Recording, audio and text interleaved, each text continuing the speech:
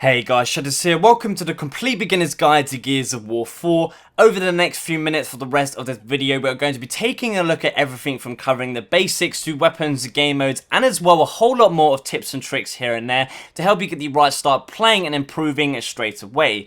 Gears of War 4 as a multiplayer experience is very different and unique. There isn't any other game like it out there. I can admit it's a skill-based game that has a lot to it, but once you understand the few different layers to the game and what makes multiplayer function, you'll really get to enjoy it. So hopefully this video helps you out. The secret to learning how to play Gears of War 4 multiplayer is starting off by understanding the basic core mechanics in the game that create the experience for what it is. These basic core mechanics include cover, movement, active reloads, and DB&O and executions. Firstly, success in this game for any player always starts off with understanding how to utilize the cover system.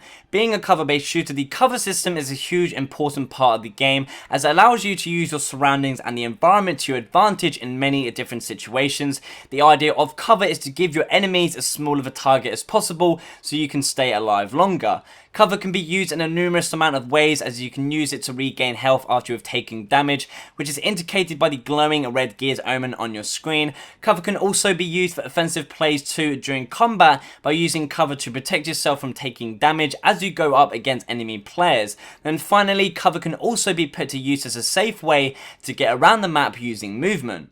Movement is a very important part of the game as it's what you will be using to get around the map using cover, but also during gunfights. Strafing is a basic movement technique during combat that involves moving side to side as you try to avoid enemy fire, while also firing at the enemy player yourself. The idea of strafing is to keep on the move so you're not an easy target to hit, which is what you should be going for at all times, as staying in one area and not moving around will usually get you killed. Active reloads is the unique reloading system on offer that plays a huge role in all gunfights as it rewards good timing with faster reloads and additional bonuses. Located in the top right of your screen as you're reloading, you'll see the active reload meter appear, which will show a needle go from left to right, hovering over a black area, a grey area, and a sliver of white, leading to 3 possible different outcomes. Landing in the black area results in a failed active reload, which will just jam your weapon, actually increasing the time it takes to reload a new magazine.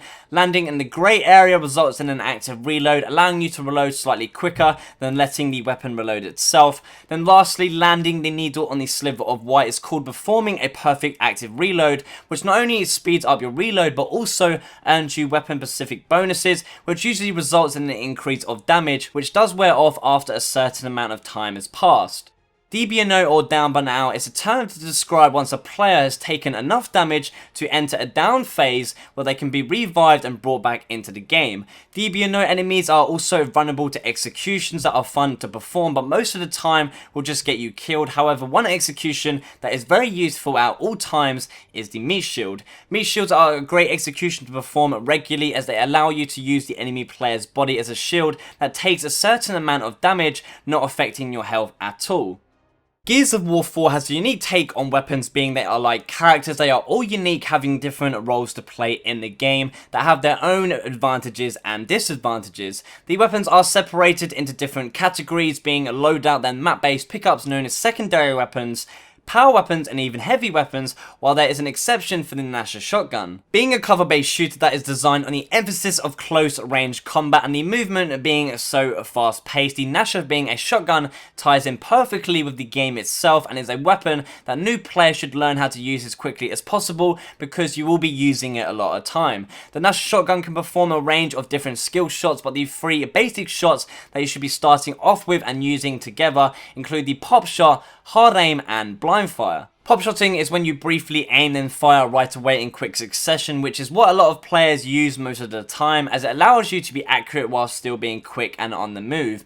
Hard aiming is when you're fully aiming before firing, which works well for enemies that are at a longer range while you make sure you are hitting your shots, dealing damage to the opposing player. We then have the blind fire, which obviously is firing without aiming. Blind firing works best at short range when enemy players are very close to you, when aiming isn't really needed, as a blind fire will be a lot more quick and swift than wasting time trying to aim. Now, while the Nasher is a must-have equipped loadout weapon, you do have a choice to choose a secondary option from the other loadout weapons available. The other loadout weapons include the Lancer, Hammerburst and Enforcer. These loadout weapons are classed as support weapons because they are great for putting pressure on enemy players, dealing damage from different distances, supporting your teammates while they are using the Nasher in close combat. Secondary weapons include the Markser, Retro Lancer, Overkill, Bolt Hawk, and the Longshot. Secondary weapons are map-based weapons that have mirrored spawner placements on the map and are used just like your loadout support weapons, except they pack that extra firepower,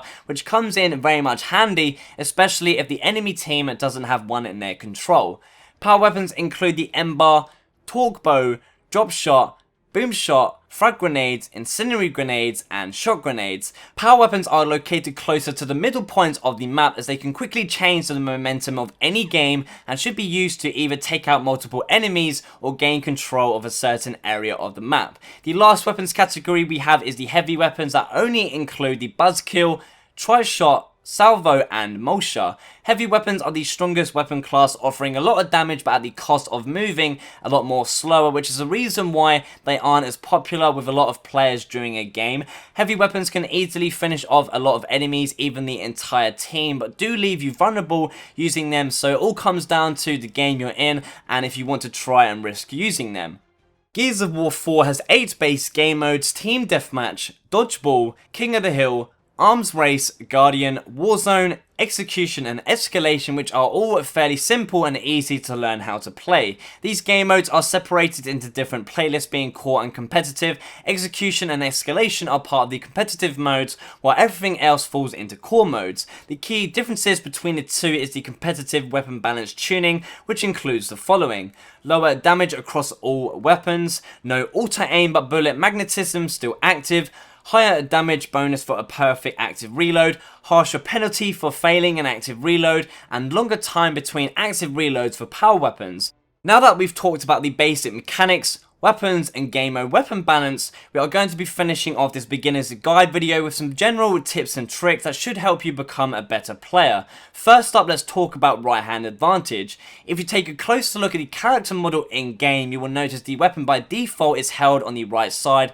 which means when approaching the cover, the right side is favoured over the left because you can freely fire past the right side of cover without doing anything, whereas on the left side of cover you have to force the character to aim to even fire on the left, leaving you at a disadvantage against any players on the opposing side of cover, as they will have right hand advantage.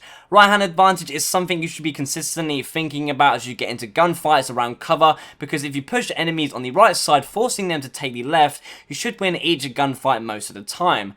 Gears of War 4 multiplayer is all about quick thinking, so game awareness and knowledge goes a long way and really separates the best players from the rest. Playing smart is key in this game. A common mistake I always see new and even experienced players make is just rushing into gunfights using the Nasher and not taking into consideration what might be the best and smartest way to play. This game is all about having the advantage and outsmarting your enemy players, so pushing a free enemy players with just a Nasher shotgun where they could have a power weapon is obviously an option you shouldn't even think about, as the chance of dying is very high. Game awareness is something that can't really be taught to a player, but something you will improve upon as you play, but the one thought process you should always have in the back of your mind while playing is looking at the match at that certain point, and is the decision you're about to make the smartest move to play.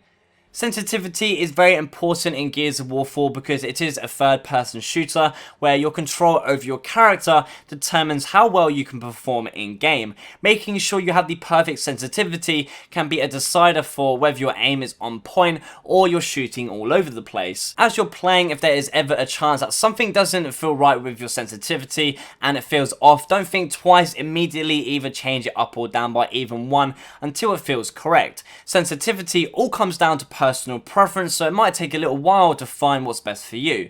Finally, remember, Gears of War 4 is a team-based game. Running into multiple enemies by yourself will usually always get you killed and have you spending more time waiting to respawn than playing. Spotting players by clicking the left analog stick inwards is a great way to communicate with your teammates without having to use a mic. Support firing at the enemy when a teammate is in a Nasher fight is always a better choice to go with, instead of making the decision of running over there with a Nasher yourself, as it forces the enemy player to act quickly quickly or run away. And lastly, make plays as a team and have numbers. The whole idea of teamwork is making everything easier, not only just for you, but also for your whole team as well. So there you have it. That is my complete beginner's guide video for Gears of War 4. I hope this video has helped out some of you guys out there. Please make sure to leave me a comment down below if it did. Be sure to share this video around, especially for any players who you think might need that extra help within this game. Now this was more of a sort of introduction type video, just a beginning video, as I do have more tutorial and tips and tricks based videos planned, covering a lot more in-depth and advanced parts of the game,